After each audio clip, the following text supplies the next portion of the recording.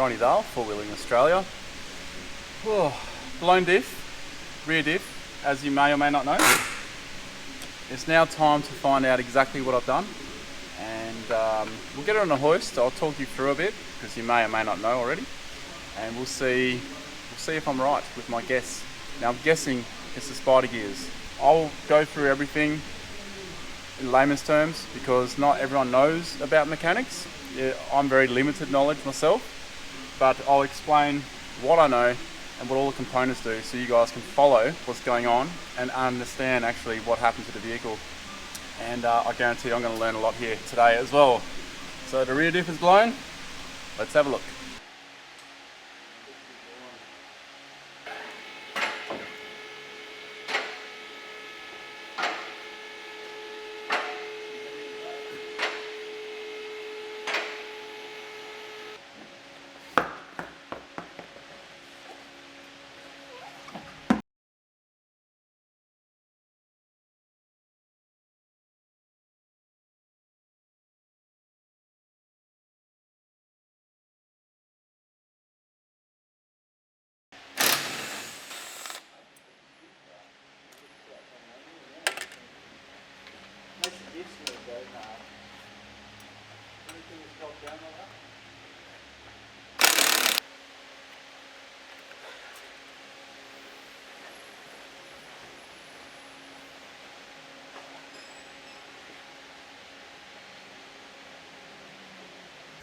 So this is a diff sump plug, the rear diff, and there's a lot of metal on here.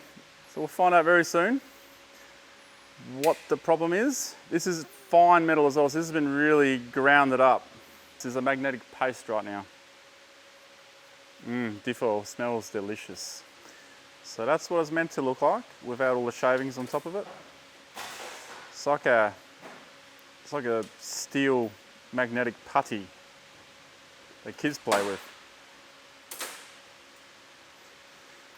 So these diff sump plugs have a magnet on them and that catches all the little filings.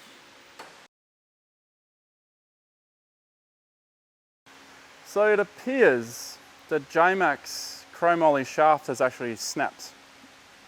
We'll open the diff and have a look. I did not expect this. This is a chromoly shaft and I've snapped it. There's a fair bit that snapped off here, just about that much. So this is the official second half shaft I've done on this cruiser. The first one was a genuine Toyota, and then I went to J-Max because I thought that wouldn't snap. It has snapped. I'm very surprised, very surprised. We're going to open up the diff pump canal and see if there is a cause inside that may have caused this, or if this was the cause. It says something about a Toyota diff anyway. They're not so weak. Can you see?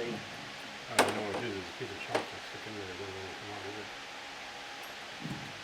what it is. Oh.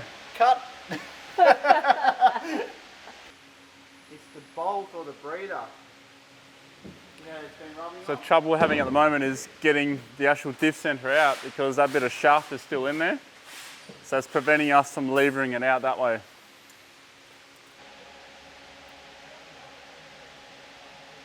So how far in is it? It's a fair way. Yeah, carry on like that. You've got a magnet on a breaker bar or extension bar.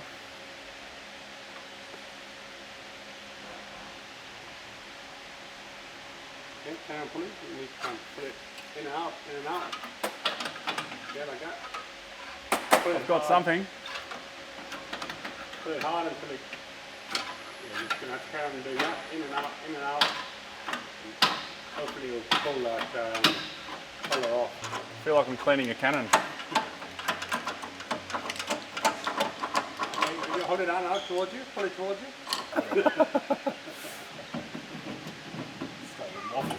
Hey! There you go. When they shut it like this, they normally It didn't make a bang. Really? It just went crunch. It was like a soft crunch. They normally explode like sounds like a gunshot.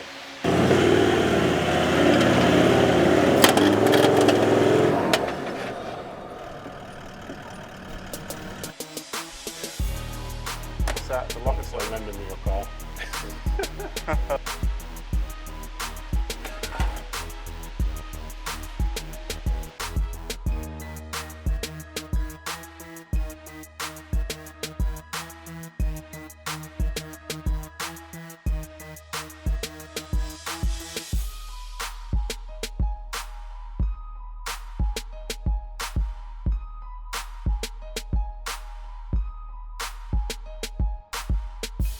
So here we have it. Now I have a brand new diff sitting over there, and unfortunately I'll have to actually replace the differential because the shards from the chromoly shaft have gone through the whole differential. You can see little shavings everywhere, and it's gone through all these teeth as well. It's bruised a few teeth. It's actually chipped a few ends off the teeth. I got half excited when I saw this because I thought, you know what, maybe the diff's all right, but yeah, it's damaged the actual internals on my differential. So I'm gonna have to replace the diff, which is gonna cost me a bit. As you can see, it's twisted, and that is evidence that it was the shaft that's gone. It's not anything in here that's locked up and then broken it, because nothing else in here is broken. So the shaft is what went. Now the strange thing is, the boys here are saying that normally when a chromoly shaft goes, it goes with an almighty bang. This one did not go with an almighty bang.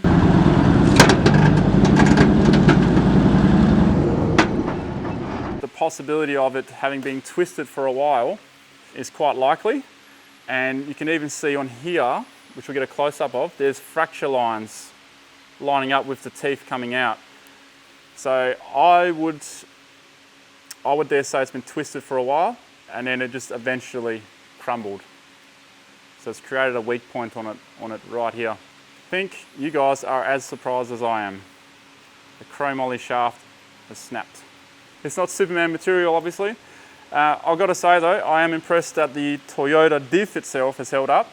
A lot of people have said that Toyota Diffs are weak. It's true for the front one, which is a Hilux diff on the front on the Land Cruisers. But the rear diff is actually quite strong. I'm surprised myself that I thought it'd be some of the internal spider gears or the sleeve here or something, but it's all good. Well, it's not all good really. It's got damage on it. So that's just gonna cause premature wear on my diff. I look very excited now, don't I? It's 3 days later, the weekend has gone. We were in a mad rush here on Friday. I wasn't very happy at the time, and I was surprised at the time as well. So since then, I have taken it upon myself to contact Jason from JMax and get some factual information off him of the actual strength of these. Are they stronger than the diff? How many have broken? He was willing to share that information with me. How many of these have actually broken? So it's quite interesting, isn't it? This is the first one I've ever heard of breaking, which is in my vehicle. But that's because you won't hear it from anyone else, you only hear it from me. Right, we're also going to review the footage because I've had a good look at it now that I've understand a bit more engineering, and this whole twist and the way it crunched as well makes a bit more sense. And I can explain to you guys how it happened by using the footage, which I've reviewed so many times. Let's start with the information that you all want to know. How many of these have broken before? This is the short shaft, and there is a long shaft. The long shaft rarely goes. It's usually the short shaft. And it's the same fact for the standard Toyota shaft. This is a standard Toyota one, made of steel. This is chromoly. These are the short shafts, and I've snapped one of these before, and it's usually the short that goes. Because axles are made to twist, so the longer axle has more give in it and can twist more. The shorter axle can't twist as much, so the tension build up, it ends up going bang. In this case, this end got twisted, which sits in here, like so. When the Toyota ones break, they usually break on the outside.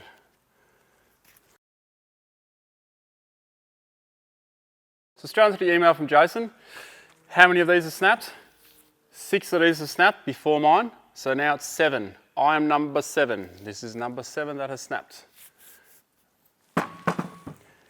And he states, we have manufactured approximately 1,400 axles with approximately 6 broken, this being 7. Some of these destroyed the diff center as well. We have also seen broken centers, this part breaking, with axles remaining intact. In saying that, when the axles do break under extreme pressure, they can cause damage to the long side or the long axle when it unloads. So what he's saying is, when these do go, because the material is so much more stronger, it goes with a much louder bang. Mine didn't make a bang, I'll get to that one when we diagnose the whole thing. It can send such a big shock wave or shock load through the whole drivetrain that it can damage the diff and can also damage or weaken the other side. So that's what happens when you play with really strong material. Could they make these stronger? And the answer is they're limited to by the size, the thickness. And he states here, basically strength of shaft is dictated by root diameter of spline. So the root diameter of this spline, the shaft is dictated by that. So you cannot make these stronger. He also mentioned, this is when I was talking to him on the phone, if you did make this part stronger, then you'll probably crack it here. So the short of the long is you cannot make these stronger. And if you could make them stronger, he says here, make the axle stronger, you'll probably break the crown wheel and pinion gears before the axle. So there is a point where something's going to break anyway. Factory axles are hard on the outside, so he's talking about these, the Toyota factory ones. They're hard on the outside and soft on the inside, in the core. This makes them twist a bit more too. These are hard on the outside and hard on the inside all the way through, and that is why these are stronger. Jason then asked me the stats of my vehicle. I told him I'm running 35s, I have offset rims by 25mm, I have an engine torque tune, I also have a bit of weight on it, so it's more than factory design. So he then states here, 35s add approximately 25% more load to the axle. Add that with the extra power for a reflash or a chip tune, it's 30 to 60% increase of torque and kilowatts, which also gets transferred to the driveline. And then if you take your vehicle, like this is for vehicles with GVM upgrades, if you have a 3300, so 3.3 tonne, and you increase it to 4 tonne GVM, you got to think of all those stresses are added to the driveline. So when you're really trying to move your vehicle, when you're stuck somewhere and you're really stuck and you're trying to force the car to go, something is going to break. And these are on par in strength to the diff. Those were his words. Jason also states, once the axle is overstressed, past the point of return, it then becomes weak. So what that means is these are designed to twist within a limit though. Once they are over twisted, that's when this happens. So as you can see, it's over twisted beyond beyond what it's capable of, and then eventually later on it's going to crack, and that's what happened to mine. So let's go into diagnosing how mine actually broke. So how did mine break? Well, there's evidence of twisting on my axle. So it's been like that for a while. So something happened at some point in time, I reckon within that month. We were away for about 3.5 weeks. Our journey started at the Baxter through some rough terrain. I was towing the whole time. It's very rough country there. I don't drive slow either. I'd probably drive a bit faster than most people. We had an issue with a Discovery on that trip. I towed that vehicle off a remote beach. It was a bit soft, and I don't know how many Ks I did, maybe 6 to 10 kilometres, had to tow this vehicle off. So my vehicle's been under a lot of stress.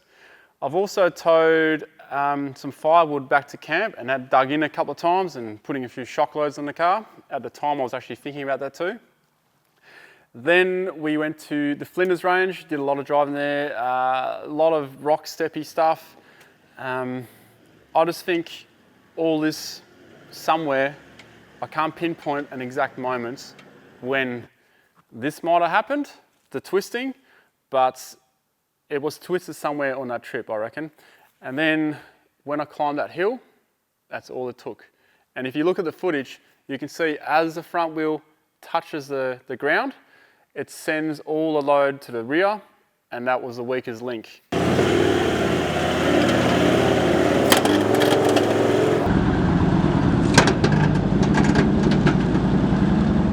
This here was the weakest link because it had been twisted and fractured, and then it just went bang. In slow motion again, you can see the front wheel is lifted up. At this point in time, I have the rear differential locked. The front is open, and that's why that wheel is spinning.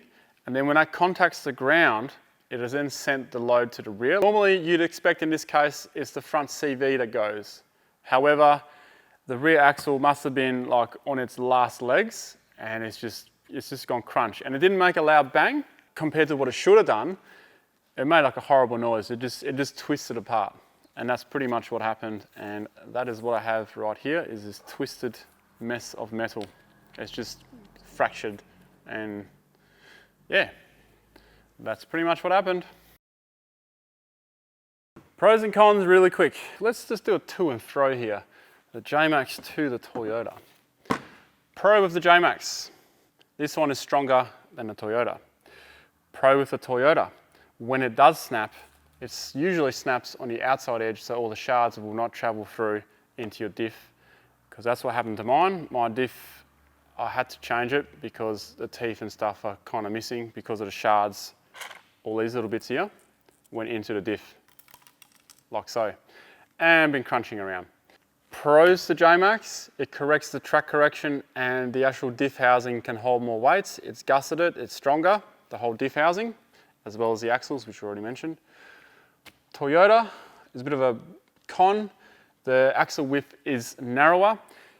In case you didn't know, the axle width on a 70 is wider on the front because I allow for a new V8. On the back, it's narrower. And it's been like that for over 10 years now. Why? Don't ask me, ask Toyota. Pro, should this snap on your Toyota, you can get it at most Toyota places. They should stock a half shaft or a long shaft. On the other hand, with the J-Max ones, keeping in mind they are less likely to break than these ones, you will struggle to get these in a hurry. You need to find someone who actually stocks them. And as you probably know, and as I've learnt over the many years, is that most people don't actually carry stock. They don't actually carry stock. Every time you order something, it takes a week or 2 weeks to get something. However, I'm pretty lucky here with these guys here. They tend to have stock all the time. They have everything in stock.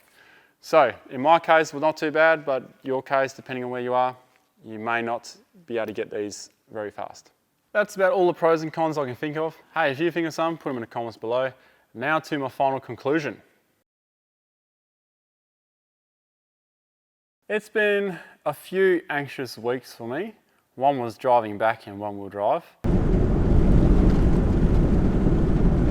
The boys are back at Arkaroola, jumping in and out of a swimming pool, having a few cold beers, while we are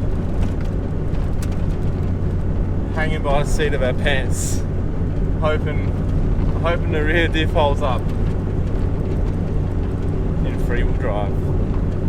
Not knowing entirely what was wrong, I was so sure it was something inside the diff, and I think most people were as well. I only had a couple of people question, oh, maybe it's the J-Max axle, and I think I replied to one of the comments going, nah, it can't be. It'll have to be the diff, because I was so sure these would be stronger than the actual differential itself. So when I first discovered that this was a problem, I was actually very, very disappointed, because that's not what I expected, right? You just expect an upgrade to be so much stronger. But as we all learned, it turns out that everything has a limit and nothing is unbreakable. Even the Hilux is unbreakable, is not breakable, is breakable, sorry, breakable. So if I could go back in time when I had this whole J-Max kit installed, which I paid for myself, would I still do it? My answer is yes. at the time when I pulled this out, I was probably questioning that a bit. Because of the fact that when this shattered, it took the diff with it, right? So this cost me a bit of coin to get the new one in. So it has hurt the pocket a bit. However, I would still go with this because it's stronger. How am I going to avoid breaking another one in the future? That's probably a question that people are going to ask me. I just have to be a bit more mindful. This is the second axle I've broken on my vehicle, 2 different types. The Toyota one was the first one, and the J-Max is the second one. So, if I haven't mentioned yet, I've actually snapped the short shaft on my Toyota before, towing a trailer. We stopped for a quick toilet break. We went to pull back on the highway, 2-wheel drive as well. We were on a gravel road, pulling onto the highway. The trailer got caught in an actual water washout and jerked the whole car at the exact same time. I smashed the accelerator, I didn't smash the accelerator, I applied acceleration, and it just went bang. It was such a loud bang, much louder than when this one went, because this one here did kind of like a twist and shout instead. So when this one went bang, I thought it was a gearbox because I felt the shockwave through the actual gear. But then it turns out it was just the short shaft, which is a weak link on a 70 now. Another weak link on a 70 series Land Cruiser, the short rear shafts, especially when you load your car up. I'd love to know what you guys think. Were you surprised at this? Did you actually know that some of these are already broken? I bet most people didn't know. But comment down below. Thanks for watching. You can subscribe over here. If you like to support creation of content like this and all the other stuff I do, patreon.com/RonnieDahl. And I'll see you in the next video. Hopefully, not a video where I break something. Touch steel. Brand new Diff. See you later.